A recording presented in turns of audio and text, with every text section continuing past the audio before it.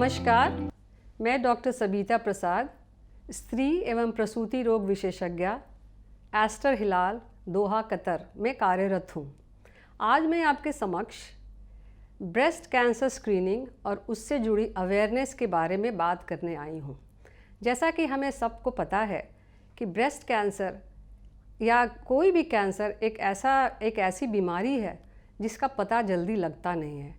खास करके जो स्तन का कैंसर होता है, ब्रेस्ट कैंसर, स्त्रियां इसके बारे में काफ़ी अनभिज्ञ हैं।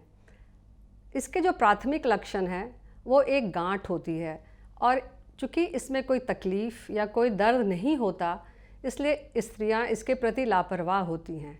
अब हमारी सबसे बड़ी समस्या ये है कि हम उन्हें जागरूक बनाएं, जिससे कि रोग बहुत जल्द पकड़ में आए और इसका इलाज संपूर्णतः संभव हो सके। इस अनभिज्ञता से ही जागरूकता कराना ही हमारा उद्देश्य होता है ब्रेस्ट कैंसर स्क्रीनिंग के द्वारा। अब ये स्क्रीनिंग है क्या? किसी भी कैंसर की स्क्रीनिंग का मतलब क्या होता है? मतलब ये है कि जो स्त्रियां या जो लोग पूर्णतः स्वस्थ हैं, उन्हें स्वास्थ्य केंद्र पे आके और किसी भी छुपी हुई बीमारी का पता लगाना। और इसके लिए जब तक से हम उन्हें अवेयर ना करें, उन्हें हम जागरूक ना करें, उन्हें पता नहीं चलेगा। क्योंकि स्त्रियां सोचती हैं कि मैं तो बिल्कुल स्वस्थ हूँ तो क्यों जाऊँ। पर अगर हम जल्दी इसका पता लगाते हैं तो इसका इलाज बहुत जल्दी ही संभव होता है।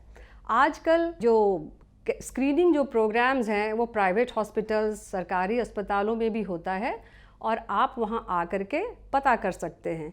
ये जो गांठ है, हम स्क्रीनिंग के द्वारा पता करते हैं कि ये जो गांठ है वो आपका कैंसरस है या नॉन कैंसरस है। अगर कैंसरस है या नॉन कैंसरस है, ज़्यादातर 85% ये जो गांठ होती हैं वो नॉन कैंसरस ही होती हैं और इलाज की आवश्यकता सिर्फ 5 से 10% में ही पड़ती है। अब स्क्रीनिंग में होता क्या है, हम ब्रेस्ट कैंसर स्क्रीनिंग को 3 चरणों में करते हैं।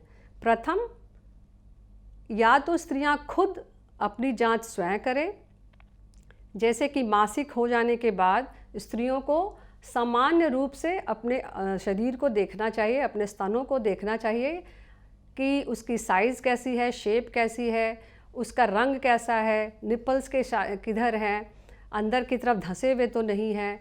तो ये सारी बातों का वो खुद पता करें। जब तक से वो सामान्य ना जानेंगी तो असमानता में उन्हें कोई अंतर नहीं पड़ेगा। दूसरी बात है कि या तो आप फिर डॉक्टर की क्लिनिक में जाएं और उनके द्वारा आप अपना स्क्रीनिंग करवाएं। और जो सबसे प्रमुख है वो है मैमोग्राफी। मैमोग्राफी स्क्रीनिंग का सबसे ही उत्तम माना जाता है और साथ ही साथ अल्ट्रासोनोग्राफी भी। और ये डिपेंड करता है औरतों की उम्र के ऊपर या उनकी अवस्था के ऊपर कि वो किस अवस्था में है, ब्रेस्ट कैंसर की किस अवस्था में है। तो इसके द्वारा हम पता करते हैं और जांच हम करते हैं। हमें स्त्रियों को अपने ऊपर बहुत ध्यान देना चाहिए क्योंकि समाज में स्त्रियों का बहुत ही महत्वपूर्ण भूमिका होती है। वो अपने परिवार में जब तक से वो स्वस्थ ना होंगी तो उनके परिवार के लोग भी उनके आसपास बंधे हैं, तो उन्हें भी स्वस्थ होना बहुत ही ज़रूरी है। अगर जो ब्रेस्ट कैंसर है अगर स्टेज 1 में पता चलती है तो इसका इलाज दर जो है वो 95% इसकी सफलता है।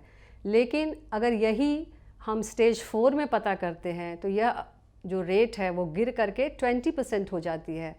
तो आप समझ सकते हैं कि ये आवश्यकता कितनी ज़रूरी है।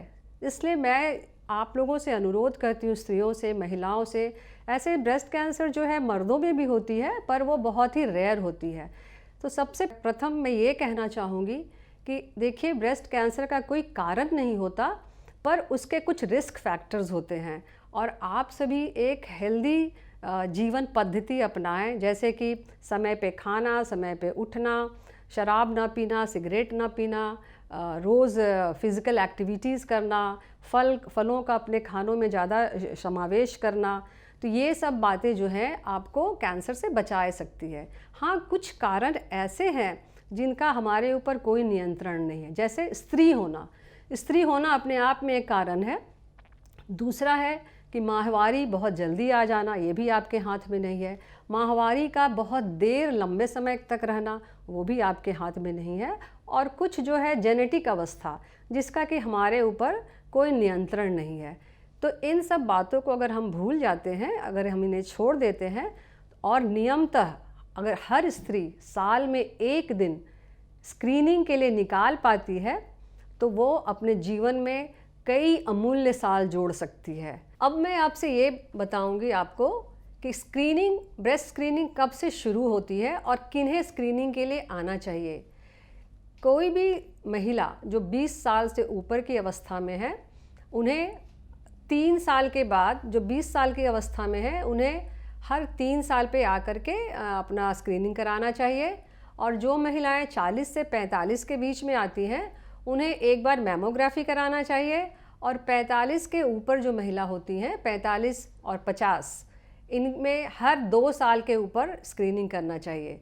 अगर इन सालों के दौरान हमने कभी कुछ नहीं पाया तो महिलाएं 70 साल की उम्र तक अपना स्क्रीनिंग करवा सकती हैं, और डिपेंडिंग अपॉन जो भी उनके फाइंडिंग्स होते हैं स्क्रीनिंग में, अकॉर्डिंगली वो डॉक्टर से सलाह लेके और अपना उचित इलाज करवा सकती हैं। ऐसा आप लोगों से मेरा यही अनुरोध है कि कृपया ब्रेस्ट स्क्रीनिंग के लिए हर एक साल एक समय निकाल कर आएँ और खुद को और अपने परिवार को सुरक्षित और संपन्न रखें।